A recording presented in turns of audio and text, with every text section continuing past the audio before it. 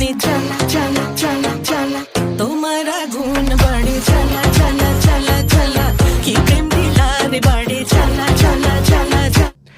আইসা পড়ছে শাকিব খানের প্রিন্সের একমাত্র আইটেম সং জ্বালা জ্বালা জ্বালা আইসা পড়ছে। জানি না দর্শকদের হৃদয়ে কতটুকু জ্বালা তুলতে পারবে, তবে আমি শাকিব খানের ভক্তদের গালির ভয়ে আমি অন্তত এই গানটির পজিটিভ রিভিউ দিব।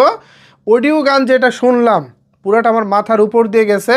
অডিও গানটা আমি একটু সাইডে রাখি, এখানে আমি পুরো শাকিব খানকে একটু বিশ্লেষণ করতে চাই। আমি আমার লাইফে শাকিব খানের মুক্তিপ্রাপ্ত প্রায় সকল সিনেমা দেখেছি। এর মধ্যে যদি শাকিব খানকে প্রেজেন্টেশনের দিক থেকে একটু মানে আমাকে ভাগ করতে বলেন, তাহলে আমি এই গানের প্রেজেন্টেশনকে অন্য একটা লেভেলে রাখবো। এটা জাস্ট দারুণ ছিল শাকিব খানের প্রেজেন্টেশন, শাকিব খানের লুক। এরপর যদি আমি মানে কস্টিউমের চিন্তা করি, দারুণ কস্টিউম ছিল এবং আয়োজন এক কথায় বলিউডের লেভেলের আয়োজন ছিল। তামিল, বলিউড এই টাইপের সিনেমাগুলোতে আমরা এত বড় আয়োজনের গান দেখে থাকি।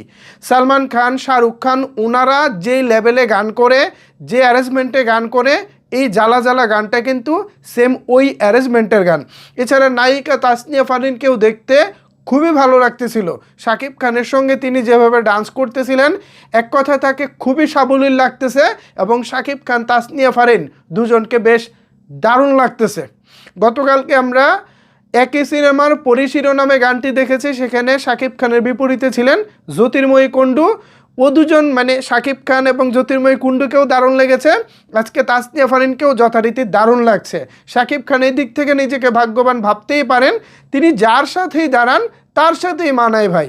সেটা হোক ইদিকা পাল, সেটা হোক তাসনিয়া ফারিন, সেটা হোক সাবিলা নূর, সেটা হোক জ্যোতির্ময়ী কুণ্ডু বা যে কেউ।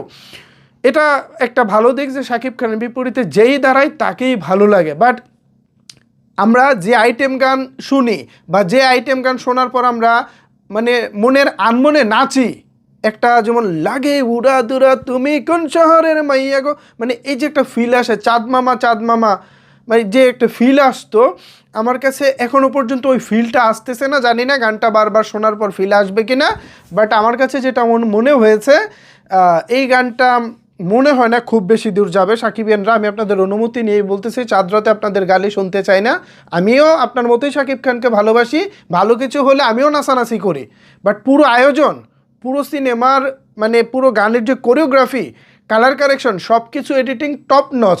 বাট অডিও গানটা যেটা কানে শুনলাম, মিউজিক যেটা শুনলাম, এটা আসলে আমাকে ওভাবে ইমপ্রেস করতে পারেনি। এটা আমার মতামত, আপনাদের মতামত ভিন্ন হতে পারে। আমি আপনাদের কাছে শুরুতেই ক্ষমা চেয়ে নিচ্ছি, বিকজ চাঁদরাত আমি আপনাদের কাছে মানে কখনোই ভিলেন হতে চাই না, আপনাদের কাছ থেকে গালিও শুনতে চাই না। বাট এটা না, সত্যি কথা বলতে যে রাক্ষসের যে গানটা আছে সিএমের, ওইটা থেকে এটা মানে ভাই কিছুটা ডাউন হয়েছে আমার মনে হয়। এর থেকে ভাই রাক্ষসের গানটা অনেকাংশে বেটার মনে হচ্ছে আমার কাছে।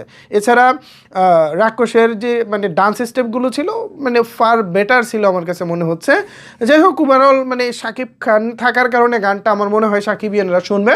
বাট এই গান থেকে শাকিব খানকে বের করে দিলে আমার মনে হয় সাকিবিয়ানরা শোনা তো দূর থাক, মানে কেউ হয়তো বা এটা সহজে পাতেও তুলবেন, এটা আমার ব্যক্তিগত ওপিনিয়ন। এখন এই বিষয়ে আপনাদের মতামত কি, কেমন লাগলো গানটি জানাতে পারেন নিচের কমেন্টস বক্সে।